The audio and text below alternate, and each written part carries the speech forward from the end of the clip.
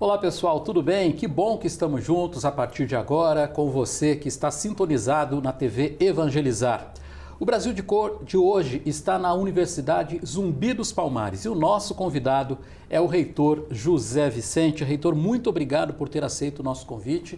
Vamos falar no Brasil de Cor sobre essa sua história que começou lá em Marília, né? Há 60 anos. Eu queria que o senhor contasse um pouquinho como é que foi a sua infância.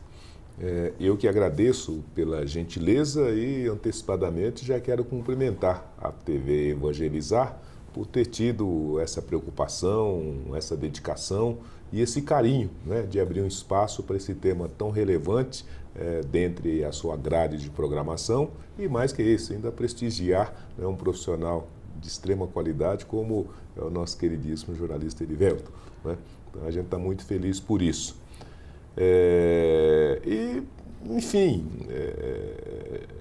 Chegar aos 60 anos, mas também fazer uma revisitação do que foi essa trajetória, é sempre um momento de profunda alegria e emoção, porque, de fato, eu era, como todos os jovens pobres da periferia, um jovem negro, filhos de Boia Fria, que trabalhava na Boia Fria, numa cidade, né, muito limitada, Marília, a 500 quilômetros da capital, uma cidade agrícola, e que as pessoas pobres e que os jovens pobres tinham quase nenhuma possibilidade de sonhar com a realização pessoal, com o sucesso, ou mesmo com a possibilidade de mudar aquela realidade em que ele estava inserido.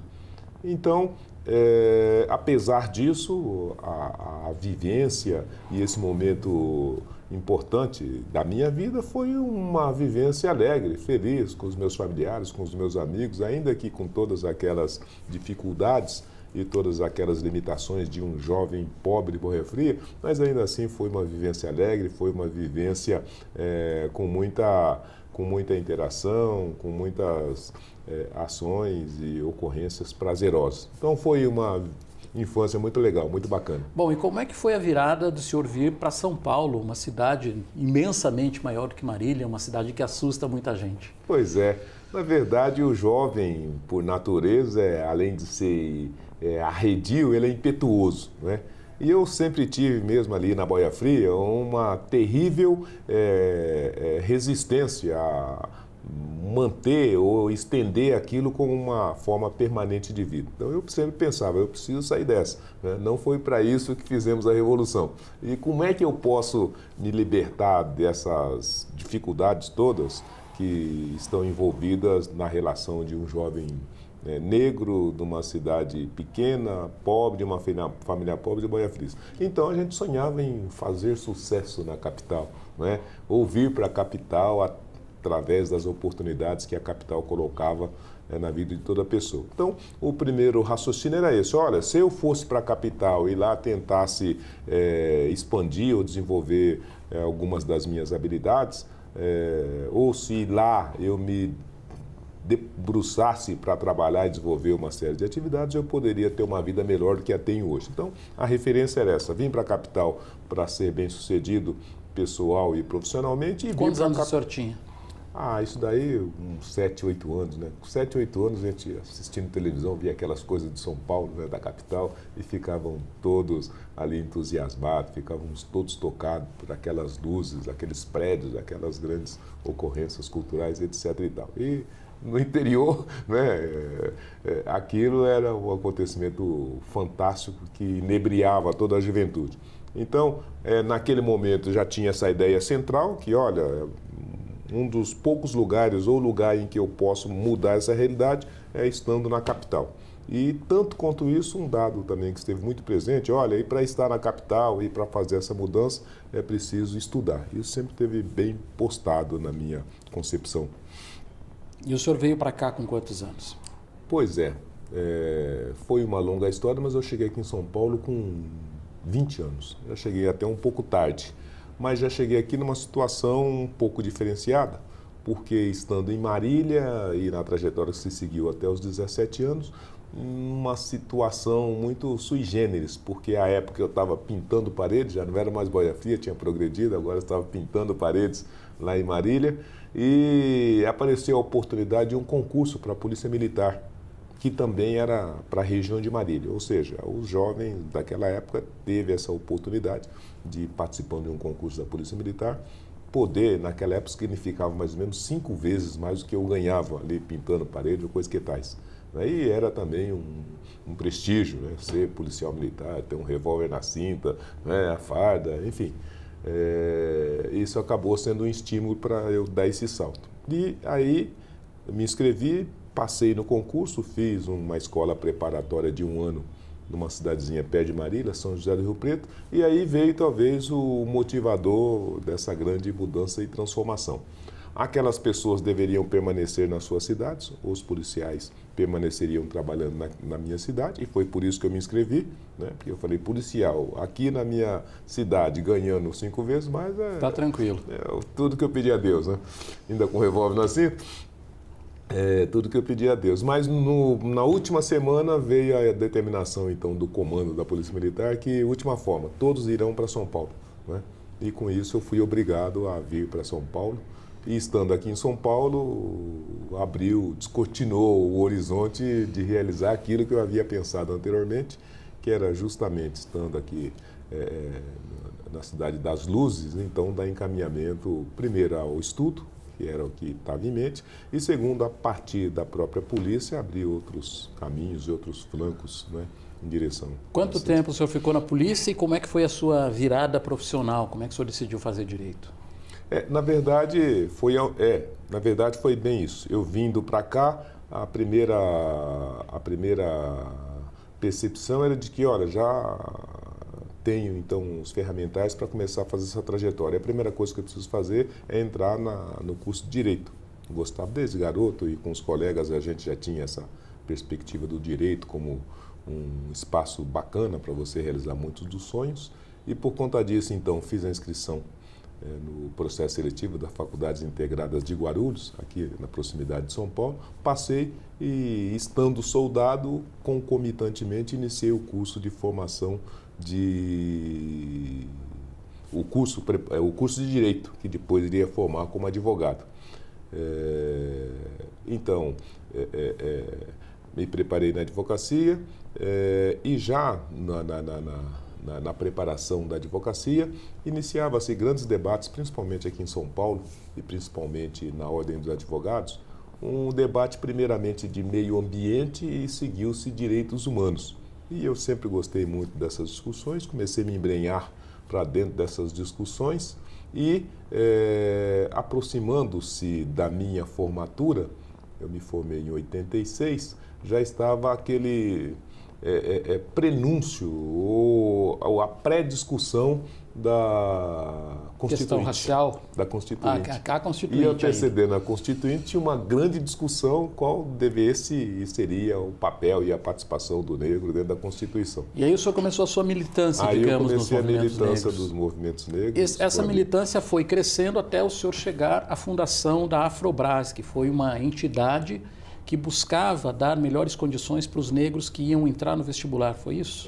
Na verdade, sim, a gente começou a ter essa discussão e sentou-se para elaborar muitos dos formatos do que veio depois na Constituição, os debates políticos, os debates acadêmicos, a estruturação de uma agenda para a Constituinte, etc. e tal. Finalizou a Constituinte. E aí depois, então, tinha todo um trabalho a ser feito para tornar efetivo aquilo que estava estruturado na Constituinte. E nesse meio tempo surgiu um fato também inovador e diferenciador, porque eu acabei conhecendo a Escola de Sociologia Política. Coincidentemente, eu advogava no Tribunal de Justiça Militar de São Paulo e próximo do Tribunal de Justiça tinha a Escola de Sociologia e Política de São Paulo. E a Escola de Sociologia e Política de São Paulo, à época, era um espaço de recepção e de muita efervescência, principalmente da esquerda, né? Precisamos fazer revolução, precisamos mudar o mundo, etc. e tal. E eu fiquei muito interessado por aquele tipo de manifestação que ali se dava e, ao final, resolvi fazer o curso de Sociologia. E no curso de Sociologia, curiosamente, lá, além de ter negros, tinha um recorte muito intenso para dentro dessa perspectiva da negritude. e logo nós nos juntamos e os debates pós-constituinte continuaram em toda a sociedade lá também, e dos temas que se colocaram e dos desafios que estavam impostos, todo mundo tinha uma vertente de que era preciso intervir na educação e que essa educação poderia ser começada, inclusive, com uma tentativa de aumentar o número de jovens negros nas universidades públicas. E para isso achamos que seria importante ou seria bastante significativo se a gente começasse a preparar jovens negros para entrar na USP e assim aumentar o número de negros no ensino superior. E por conta disso, então, estruturamos primeiro uma ONG para fazer isso, que foi a Afrobras, e depois um curso preparatório para jovens negros nas universidades públicas, especialmente na Universidade de São Paulo. Não é? Isso não rolou, em 6 meses esse projeto fez água, porque nós não tínhamos recursos, tínhamos lá muitos discursos, muita boa vontade, muito voluntarismo, mas não tinha nenhum dinheiro e nem tinha o conhecimento técnico de como se constrói um curso preparatório para incluir pessoas no ensino superior. Então, os primeiros 6 meses, os que tinham muito desejo no meio do caminho arrefeceram, quem já não tinha dinheiro e ajudou minimamente numa vaquinha para o projeto de pé, depois teve suas dificuldades e o resto precisava cuidar da vida. E disso, então, nós fizemos um movimento que depois foi o fio condutor da Zumbi dos Palmares. Qual seja, nós definimos que aquela condução não seria possível e que, por conta dela, seria interessante se a gente tentasse uma outra hipótese. Olha, ao invés de preparar os jovens negros para entrar na USP, por que a gente não pega os jovens negros que já estão preparados e a gente coloca nas universidades privadas? Agora, antes da gente continuar falando sobre a Zumbi dos Palmares, essa semana, recentemente, saiu um levantamento dizendo que hoje já é maioria nas universidades públicas do país os negros e pardos. Então, essa já é um resultado de uma luta que começou lá em 86, 88, por aí, né? Então, de certa maneira, é uma boa notícia. Né? Não, é uma ótima notícia, porque quando nós debruçávamos, primeiro para tentar colocar os negros na USP e depois para montar a própria Zumbi, os negros eram 3% do ensino superior. Aliás, nós fomos para as ruas, à época, pedindo 10% de cotas para negros no ensino superior, não para mudar os números, mas para ter 10% pelo menos. Não é? Então a notícia é boa porque ela, em grande medida, e do ponto de vista aí de trajetória e simbolismo, ela é uma repercussão e uma produção de resultado do que foi a luta que começou há muito tempo, logicamente, mas esteve recortada nessa época e que teve a Zumbi também como um símbolo importante, porque mesmo naquele tempo, quando se pedia 10% de negros nas universidades públicas, a gente já estava com uma ideia revolucionária, uma universidade negra no Brasil, né? Então, isso acabou catalisando a discussão, as polêmicas e ajudou também a construir o caminho. Bom, eu estava falando sobre a Universidade Zumbi, né? Então, criou-se essa universidade, em princípio era para ser uma universidade só de negros, ou ela surgiu sendo uma instituição para brancos e negros? Como é que foi essa criação? Não, o sentido nunca foi esse. O sentido era de que a continuidade do programa de bolsas para negros nas universidades privadas foi o caldo que preparou a Zumbi. Por quê? Porque em algum momento a gente estava com 1.000 jovens negros nas universidades privadas. E gerir tudo isso já era quase que parte da gestão relacionada com uma instituição de ensino superior. Então, nós já tínhamos muitos dos insumos disponibilizáveis para fazer esse trabalho. E disso, então, veio a discussão que se aprofundou, e por que não uma universidade? E se fosse uma universidade, tendo como paralelo o quê? Foi daí que veio o interesse para conhecer pessoalmente a experiência das universidades negras norte-americanas, e fomos para lá e vendo lá, então voltamos já definido no sentido que caberia, que era importante e que seria uma boa contribuição uma universidade para negros. Agora, a perspectiva não era uma universidade de negros, mas para negros a partir do pressuposto de que, olha, para combater isso que nós nos postamos a discriminação, o racismo, a intolerância, nós precisamos de um ambiente de educação que recepcione a todos e que tenha esses valores como bases fundantes. Não é? E por conta disso, uma universidade negra, na nossa percepção, era uma universidade que estivesse estruturada em cima desses valores. De modo que nunca, na sua estruturação, foi pensada uma universidade para negros e também nunca uma universidade que não tivesse como estruturação e fundiação esses pressupostos. E hoje como é que é feita a seleção? Quem pode entrar na universidade? Até corintiano a gente brinca aqui, né, em São Paulo. Mas qualquer jovem, qualquer menino, qualquer menina que goste dos valores que advogamos, que gosta do recorte que nós instituímos e que gosta da forma e da metodologia com a qual nós desenvolvemos essa qualificação no ensino superior, são todos bem-vindos. E, coincidentemente, nós temos aqui negros, na sua grande maioria é verdade, mas tem branco, tem japonês, tem chinês, tem imigrantes, temos bolivianos. Não existe hoje mais uma cota para negros na universidade? Não, ela existe do ponto de vista de formatação legal. Por quê? Quando nós construímos lá atrás a estruturação do projeto, a preocupação era de que, olha, mas a gente, sem ter uma trava, pode correr o risco de um trabalho que tem essa finalidade e que tem essa destinação ser um trabalho que, ao final,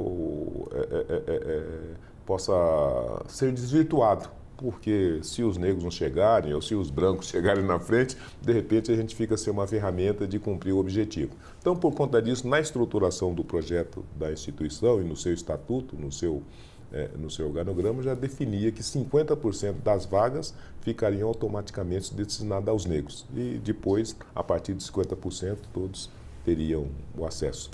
Bom, mas não se fez necessário, porque na trajetória sempre foram os negros que mais acorreram para Zumbi. Ok. O reitor José Vicente tem 2 mestrados e ele também é doutor em educação. Reitor, essa sua especialização em educação tem também uma preocupação, né? O senhor diz que educação talvez seja o único caminho para a gente diminuir desigualdades, para a gente diminuir o preconceito. É por aí mesmo?